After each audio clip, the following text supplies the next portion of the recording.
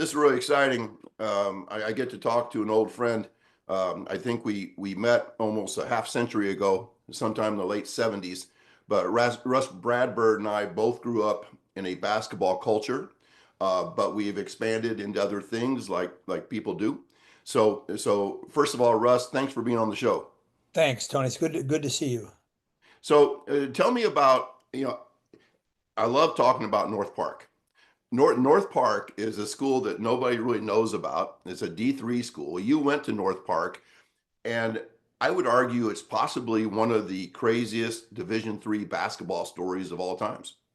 Well, yeah, when I was lucky to be there. I'd never played high school basketball, but I had this idea that if I just keep practicing, I think I read too many sports books as a kid, and I got this idea if I just keep practicing, then I can catch up and I'll be good enough. I kept getting cut from my high school team and wound up making the team at North Park for 3 years. And I was actually, made the junior varsity for 2 years and the varsity as a senior.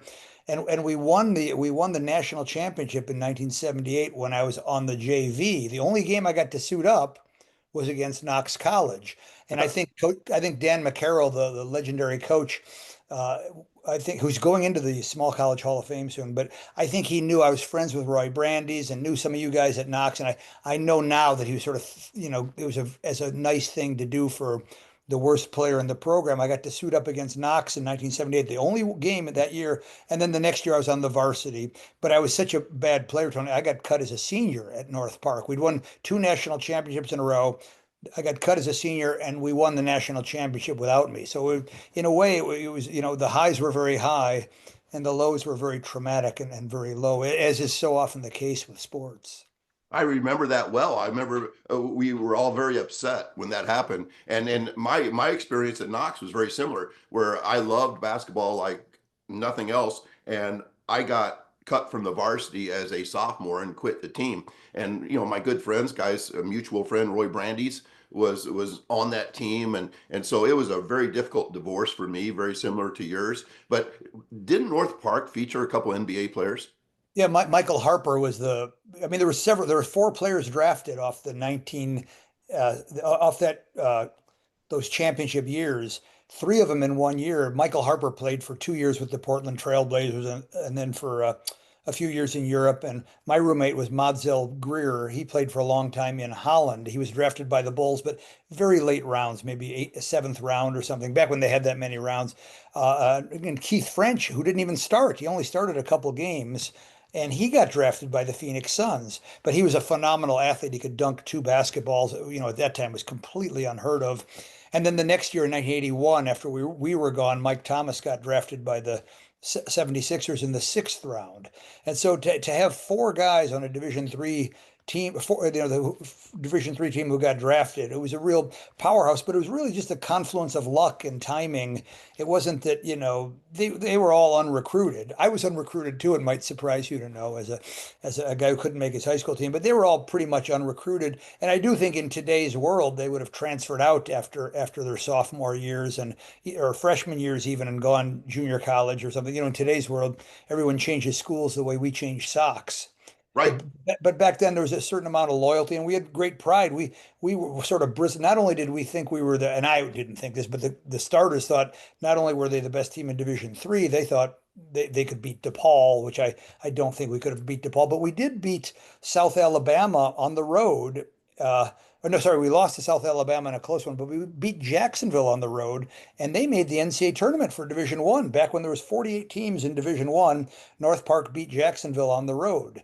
And so it was a Division III powerhouse. But for someone who I knew even then that I wanted to be a coach, and so for someone who wants to be a coach to be sitting, I always sat I sat in between or next to Dan McCarroll and Bosco Jurakovic, who had tremendous success himself. But I would sit next to them or in between them and listen to them talk. And probably hoping that just by seeing me, they might accidentally throw me in the game, which they rarely did. I had 13 career points in Division III. Although I like to tell people I had seven of them in one game against Elmhurst. It's true, I had 7 points against Elmhurst. So I tell people, Tony, I was explosive. I could just explode at any time.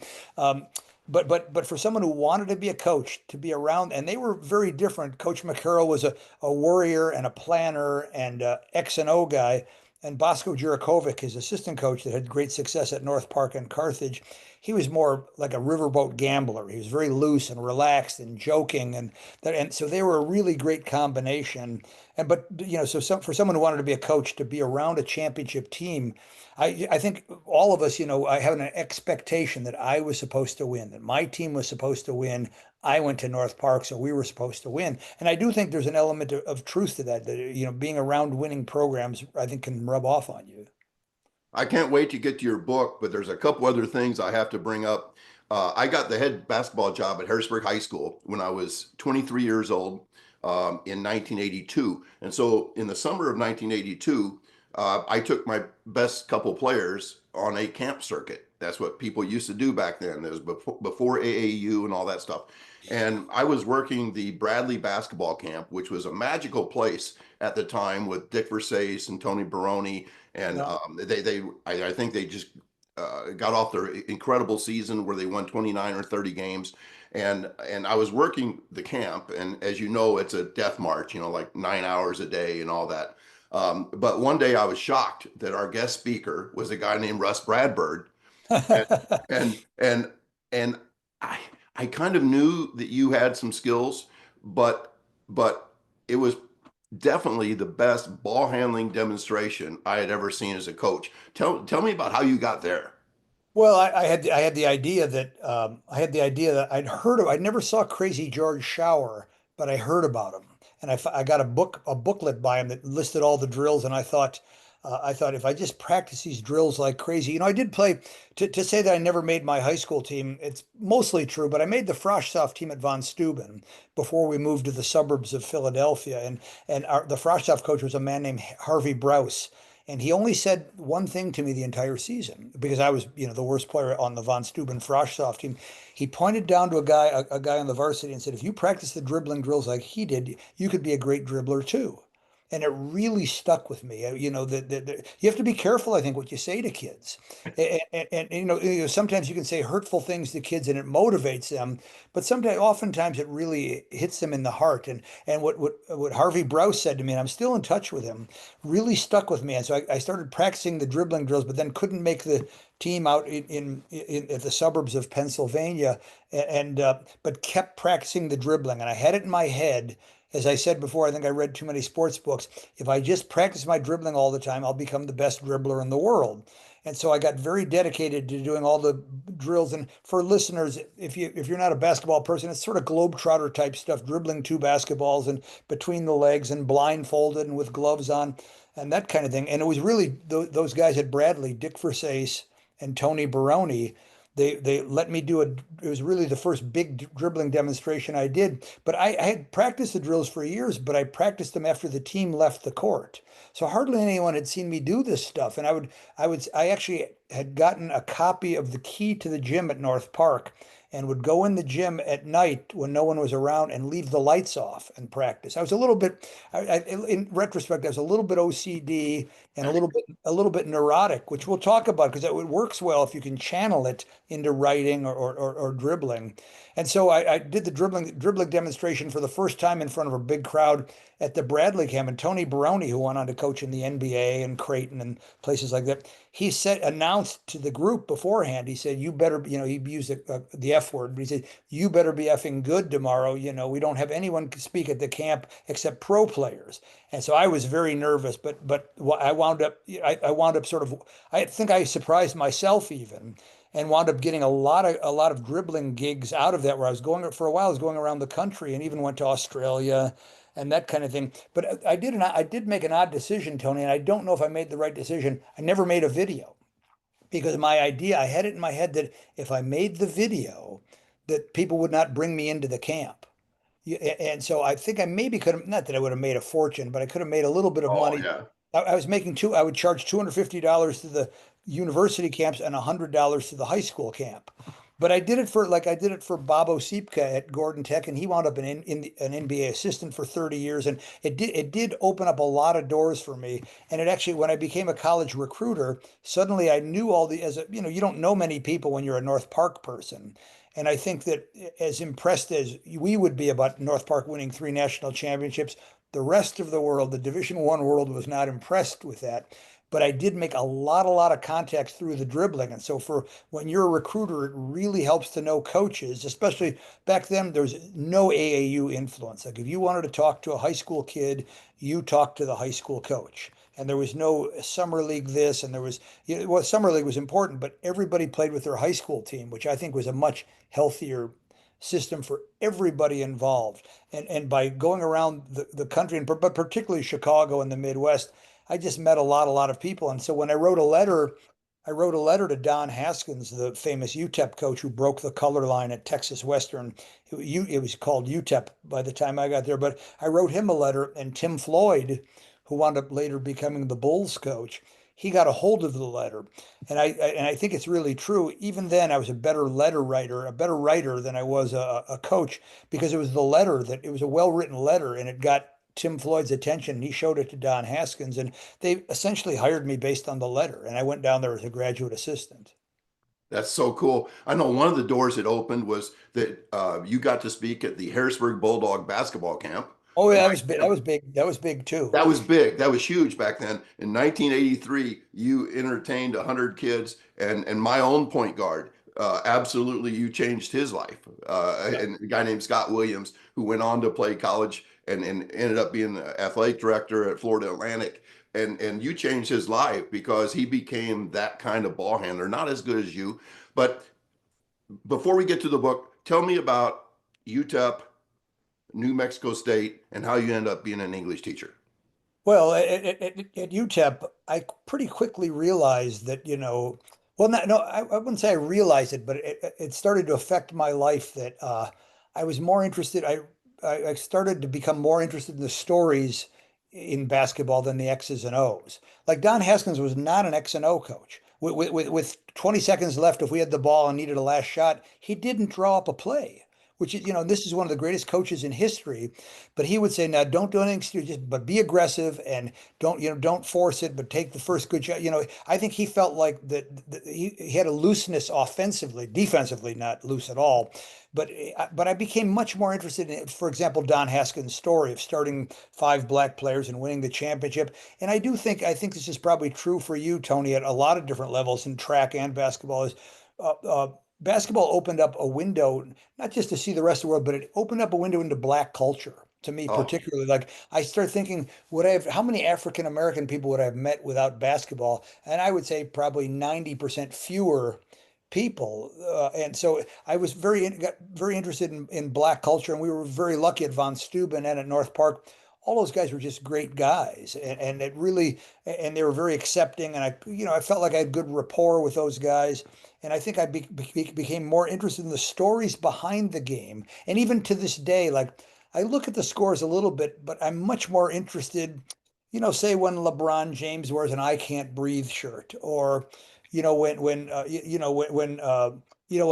when Kobe Bryant, passed away, and those kinds of things. The sport related stories are much more interesting to me than the X's and O's parts. And to this day, I worked for Don Haskins and then later at New Mexico State for Lou Henson, one of the great, and they were very different. But to this day, I don't, Lou was an X and O genius.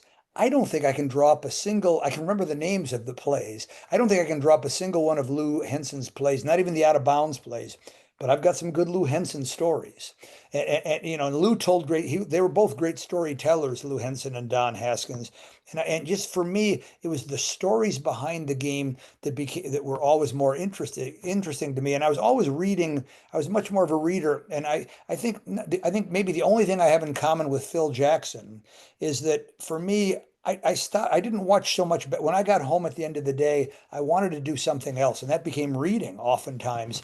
And if I went on a road trip for recruiting, I didn't tune in to ESPN at night and watch Colorado State against Wyoming or Rhode Island against Xavier. I was more inter I would was often reading books, and most times when I went to a hotel room, I did not turn on the television, and I found that I could get great reading in. On road trips, and especially on the airplanes. Airplanes are uninterrupted reading time, and I just became very enamored with the stories behind this stuff. And then I thought about trying to write myself. I think that's all of us. Is that I think nearly everyone who coaches love the game, and it spills over into wanting to continue to be around the game. And I think it's just true with music too. Like there's no musician who said, "Well, I don't really listen to music. I just like to play music." And no basketball coach says I don't really play or watch. For me, I did love the game, but even back then, I don't know if this would be true for you or not. It was the human connections I made. Like, I still in touch with Roy Brandes. We only talk once a month, but we text every week. And it's been a lifetime of friendships and a lifetime of windows into black culture, and a lifetime of camaraderie that you wouldn't, that now reading books doesn't do that for you. But I was always more interested in, I was always more interested in what was going on behind the scenes, so I just became enamored with the idea of becoming a writer, and I quit coaching in 2000. I walked into Lou Henson's office, and did you ever meet Lou Henson Jr.? I did not. I knew Lou's assistant coach Mark Coombs real Yeah, well. I know Mark. Yeah, I know Mark. I like Mark. But when Lou Henson Jr. died, I didn't know this at the time. But when Lou Henson Jr. died, he died tragically in a car crash. He hit an ice patch in a car crash. I think maybe in 94, 95, and Lou Jr. was about my age. But Lou Jr. was a closet writer. He wrote all the time. In fact, his daughter is a very good writer. The daughter that lost her father, and I had her as a student at New Mexico State, but Lacey Henson. But when Lou Jr. died, it was sort of discovered. It wasn't a big secret, but he wrote poems and short stories, and he was a writer, and he loved to read. And so when I walked, I didn't know this at the time, but when I walked into Lou Henson's office in August, I just burned out, and just it can be a grind. It's never hard work, but it's a lot of hours, as you know. And I walked into Lou's office and said, "Coach, I think I want to quit and go to graduate school and try to become a writer." And he said, "Wait here a minute." He jumped up out of his desk and walked out. And I thought, well, I've done it now, because Lou rarely got angry. Like, he wouldn't, Lou was, he said nice things about people. Like, I knew he didn't like Bobby Knight because he said, "A lot of people don't understand Bob Knight." That was the worst thing I ever heard him say about anybody. And he was just an upbeat, positive guy, even after losses. And he walked out of the office, and I thought, boy, I've done it now. I've burned my relationship with Lou, because Lou really was a wonderful person. And he came back in with the athletic director, and they said, "We're going to pay for your graduate school." So now, it wasn't the buyout that Tim Floyd got with the Chicago Bulls or that kind of thing, but it was $18,000 each year, and so I went to graduate school for free, because I think Lou was, he was interested in books and writing himself, and his wife was Mary Henson was a big reader. So that was how it went down. And a couple of years later, I wound up I thought I'll go to Ireland to coach, because it'll be easy and I'll win the championship, and I'll work on being a writer. And so that was how my writing career was launched. That's awesome. And I want to add to, like, I'm sure there's some people like in their 30s listening to this. When we casually talk Don Haskins, and that he was a pretty good story, I maybe people don't understand that in 1966 he coached the NCAA champions Texas Western, and Texas Western later became UTEP, and that was I know it was not a real accurate account, but the movie Glory Road was about Yeah. that championship season. And then Lou Henson, for those people that don't remember, was the coach of the Flying Illini, one of the Yeah. best NCAA basketball teams of all times. Yeah, and Don Haskins is in the Nesmith Hall of Fame, and Lou Henson should be. Lou Henson has more total wins than 20 coaches in the Nesmith Hall of Fame, 20 college coaches. So I think he will get in eventually, because he had the reputation of being such a nice person. But he wasn't, Illinois was a glamorous spot, but New Mexico State was not a glamour spot. But they were great, great men, and they were very different. In some ways, they were very different. In some ways, they were very similar. And I think about them.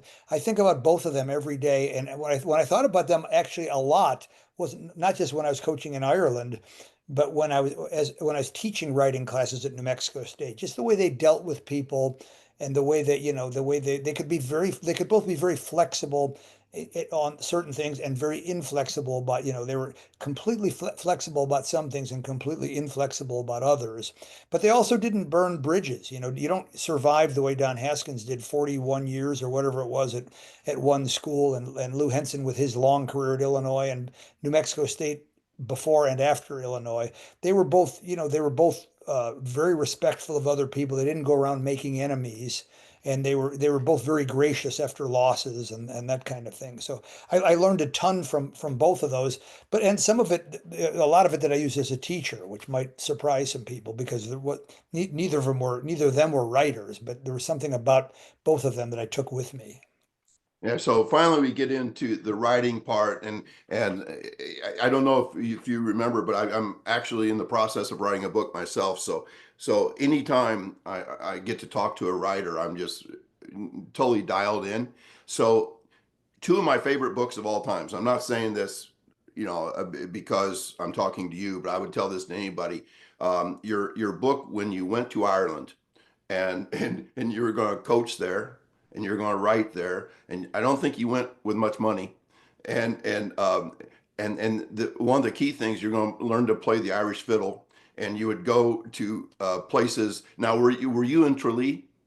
Yeah, Tralee is in the southwest corner of Ireland, and it was the smallest town in Ireland to have a Super League team. So sort of like the Green Bay Packers, where the town was very devoted to the team, but it wasn't a big town. And I was in Galway last year for a little bit. That's a little bit to the north of Tralee.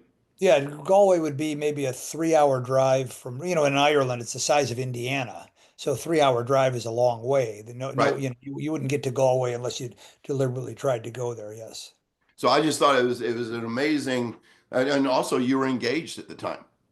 Yeah, well, I was engaged when I went over, but I didn't want to tell the team. I actually got married between, the first year that I coached. I thought, as an American, I thought I'm going to teach these guys a thing or two. I know a lot about basketball, and we came in last place. And so the book, Paddy on the Hardwood, is mostly about the season that I came in last place. I don't want to spoil the book for your readers, but while I was there, while I was coaching my team into last place, I was trying to learn the Irish fiddle. And what I learned, Tony, was that I think it really does help to be a beginner at something. I would encourage, if there's coaches listening to this, I would encourage them to go take Spanish lessons or go take karate lessons or whatever it is, because I think it really helped me as a teacher and a coach. I was trying to teach the American tradition of basketball, and I had a great background being around Dan McCarroll and Lou Henson and Don Haskins. And the players, they weren't, some of them were very young. There was 18 and 19, but many of them were in their 20s. And to teach the American tradition while I was trying to learn the Irish tradition, and I was a complete beginner on the Irish fiddle. And it really opened my head up to think, well, here's how the learning process works.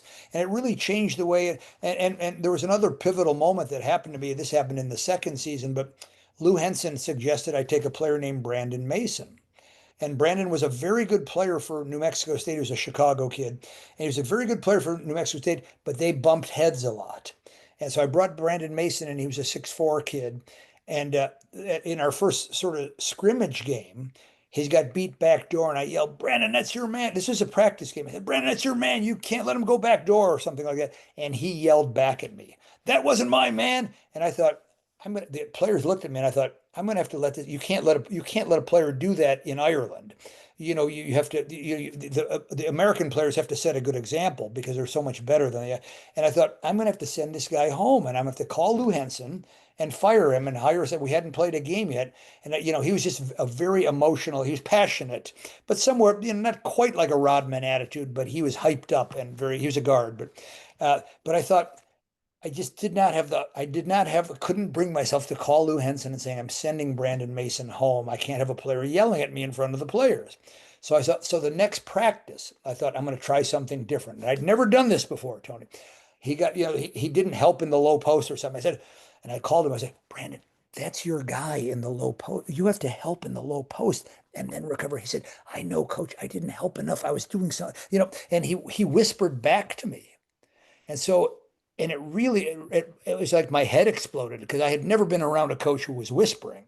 And Lou Henson and Haskins were very different, but they were extremely demanding. And I just thought, and from that time on, I would whisper to Brandon Mason and he would whisper back. It was a little weird, because I would have to get up close to him or wait till a timeout and not do it in front of the team. I'll have the timeout and then call him over and say, let's push the ball up the court faster because these guys can't run or whatever it was. And he really responded well to that. And it really changed the way I thought about teaching. That I think one of the things in retrospect, Haskins pretended to treat everybody the same, but he didn't. But the players thought that he did. And that was important, is that the players had to think they were being treated equally. But he one of the things that I never that it's there's a mystery to Don Haskins that I'll never know, Tony, is before every practice, the guys would be out there loosening up and going through, and he would call one guy over and sit with him in the stands, and they would talk, and I don't know what he said to them. I was never privy. I always heard what he said during timeouts. I heard what he said during halftime and after the game, but I don't know what he said to those guys up in the stands. But I suspect it was not he was a tough, rough and tough guy, but I suspect that he was not, berating them in the stands. And the other funny thing about Haskins, for your coaches, I know you have a lot of coaches that watch your show. He was never really berating one single guy. He would berate the group. Say, you damn guys in orange shirts, you couldn't beat the Ella Magordo School for the Blind. And it was just such basic psychology. You could see them get together and say, screw that, let's show him we can play defense. And the other thing, is talking about chastising guys with Lou Henson. Lou didn't curse. And so, I remember him saying once, the angriest I saw him was at a player named Davino Hines, who could never remember he was a good player, but he couldn't remember the plays. And he was very sort of sloppy in his execution. He said, Davino, I'll bet you don't even make your bed in the morning. And we all were all like, ooh, boy, he's angry now. He accused Davino of not making his bed in the morning. I mean, it was like with Lou Henson, it was like a throwback to the 1890s. He was just very gentlemanly and very, the world could use more Lou Hensons, on every level now. Or to me, whether it's politics or Stephen Smith on ESPN or that kind of thing, the world could use a little more dignity. Anyway, I learned a Sure. lot from those guys, but yeah, so I carried them with me to Ireland and sort of tried to use a blend of what they taught me. But being a student of the Irish fiddle and being a beginner, I think one of the things that happens to us, I remember saying to Don Haskins once, I had sort of fed up with one of the guys, and I said, aren't these guys ever going to learn? And he looked right at me and said, no, they're never going to learn. They're always going to be 20 years old. You keep getting older and you're learning more and more, but they're always going to be 20 years old, and you're going to have to go over it every year with them.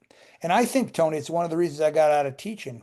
I lost, I retired not as soon as I could have, but nearly as soon as I could have. I had lost patience with it. I had gotten tired. I felt like I was saying the same things to the writer. This is in a graduate school for writing, but I had lost patience with it. Like I sort of, at first I was very enamored with the teaching, and I was learning just as much as they were. And by the end, I found myself grumbling and thinking, I found myself saying the same thing. Aren't they ever going to learn? And they were older. They were 25 or 26 years old often, but no, they're not going. You're going to have to go over the fundamentals all the time. And I know now that if you can't do it with passion, compassion, and passion, that it's probably time for you to retire too. Love it. The two mentions of two other books that we just have. This might actually be two podcasts. We may break this up into part one, part two. Oh, geez, you're going to torture everyone. Oh, for sure. I think well, I'm not doing it for anybody really. And this is kind of an important thing, is I'm really doing this for me. I just absolutely love talking about this stuff. My favorite civil rights book I've ever read, and my favorite coaching book I've ever read, was 40 Minutes of Hell, the Nolan Oh, Richardson book. wow. Well, thank you. Now here, and then an apology. I've never read All the Dreams We've Dreamed. And I don't know if I can, because it's a book about gun violence in Chicago, and I have a hard time reading sad stories. So It's about that. Yeah, the gun violence book, All the Dreams We've Dreamed, centers on the life of Sean Harrington, who I coached briefly at New Mexico State. But he was driving his daughter to school one day. It's at 7 in the morning, but he was in a rental car, and these guys mistook him for someone else. They ran up to his car at 7 in the morning and opened fire on him, which I didn't know. Like, who's out with guns at 7 in the morning? Which I didn't know then. But heroin sales happen in the morning, because if you're a junkie, you need your heroin in the morning. But he dove on top of his daughter. A bullet went through his headrest, and he took a bullet in the back, and he'll never walk again. And after that, this is all at Marshall High School. 6 of his players were killed after that. And it's but other than his remarkable attitude and resilience, which is really awe-inspiring. It's about the saddest book you could ever possibly. So I would say it, but also I will tell you, Tony, it's the only book of mine that's on audiobook. And if you ever get I think audiobooks work well if you're on the treadmill or if you're running long. I know you don't do as much long distance, but have your athletes do as much long. But if you're on the long drive, if you're ever driving from Tralee to Galway, it might hold up. But yeah, the Nolan Richardson book was a interesting journey for me because he'd played for Don Haskins. Yeah, just an amazing.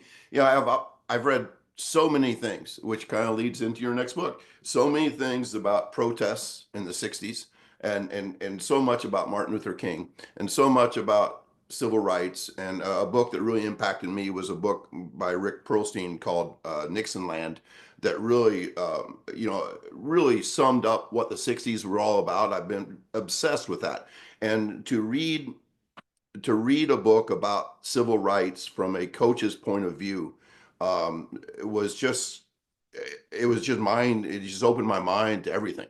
Yeah, I think it's shocking to consider, but some of the greatest coaches in history grew up coaching or made their names or their beginnings of their reputation in a segregated era. So like John Wooden didn't coach against the black coach until he was nearly done with his career. And so I feel like, and Bobby Knight, Lute Olson, many coaches began their coaching careers, Lou Henson as well, began their coaching careers when there were no black coaches. And so Nolan Richardson really had no examples. So I feel like as fans, like we never got to see not that we were around, but we never got to see Babe Ruth against Satchel Paige. And we never, and we were cheated out of some of the greatest coaching matches in history. Like, what about you like to see John McClendon against Dean Smith? Or Clarence Big House Gaines against John Wooden. We'll never get to see those games. And so Nolan, I think when Nolan began his coaching career, he graduated from Texas Western in I think 1964. And who are his examples? Like he had Don Haskins as an example, but not in terms of strategy or coaching dynamics, but think about when there's no one, and so race gets talked about as maybe too much today, but these guys were really the pioneers, and Will Robinson was really the first major college coach, right, not too far from where you're sitting right now at Illinois State, Doug 19. Collins, coach. Yes, exactly. Yeah, yes, he was Doug Collins' coach at Illinois State. He'd been a very successful high school coach, and he did. In fact, the Detroit Pistons locker room, I think, to this day is called the Will Robinson locker room. He was an assistant for Chuck Daly, I guess, for with Dick Versace, who we talked about. But yeah, so Nolan is a really remarkable person, and one of the things, and I know that you know this, is sports is often at the forefront of social change in America, particularly along racial lines. Like it's shocking to think that Jackie Robinson desegregates Major League Baseball in 1947. The U.S. Army at that time was segregated. It wasn't until 1949 that the Army desegregated. So was your father in World War II? He was not. Yeah. He was younger than that. He was lucky to go to college and avoid Korea. Yeah. So my father fought in World War II, and when you look at his pictures, I remember looking and saying, "Well, where's the black guys?" And we fought Mm. we fought Hitler with segregated troops, and it was baseball did this, and then dragged the rest of the world along. And so, even I'm like you. I was a child in the '60s, but I'm enamored and very interested in 1960s. Like so, for example, Muhammad Ali was a conscientious objector and wouldn't go to Vietnam. And at that time, there's only like 100 conscientious objectors. And once Ali did it, suddenly there were thousands of them. And he was a very dangerous guy in that way. Like he felt like it was an unjust war. And I don't see how you could look at it today and not think that. But it's often sports, whether it's issues of gender and women's. I was just reading the other day about Catherine Switzer. And I'd never, you probably know this story, but in 1967, she signed up for the Boston Marathon, but she put K Switzer, just the initial K. And she went out there in sweatpants and, probably with a hoodie on and with her coach. And she got she got into the Boston Marathon, and one of the organizers realized, oh my, there's a TV truck had gotten wind of it, and one of the organizers tried to tackle her. and her coach stopped it, and she wound up fighting her way through and finishing the race. But can you imagine that we wouldn't let women run so there she's breaking the gender at a time when there were no women executives, and so she's still alive to this day. I'm determined to meet her before she dies. Have you met her? Well, she's not a sprinter though. No, no, I have not met her. I know the story though. Yeah, that's to me, like I'd heard that story years ago, and I just came upon it again the other day, and I thought, what an amazing story to sort of, there's in folk stories, there's often the story of the woman who dresses up like a man and gets on the ship to go fight in the war, or to go find her boyfriend or husband or that kind of thing. But she essentially covered up covered up her gender. She wasn't flaunting her gender. She wasn't wearing a halter top, or showing off her legs. If you look at the photos, she's wearing sweatpants. I think she was, I can't imagine, because running in the marathon in sweatpants seems like a bad idea to me. Wouldn't you sweat too much? For Yeah. sure. Yeah. And, Even and if it's cold, you wear shorts. yes, yes. But she wound up finishing the race, and being tried to, they were trying to stop her in the midst of the race. They were trying to stop her. And I think what that did is just really lit a fire under her. Like, she probably felt like she was carrying every woman in the world on her back. And I find those kinds of stories in sports where someone changes the world, that was always more interesting to me. I know that, Jim Ryan broke the 4 minute mile and that kind of thing, but I find the Kathy Switzer story much more interesting.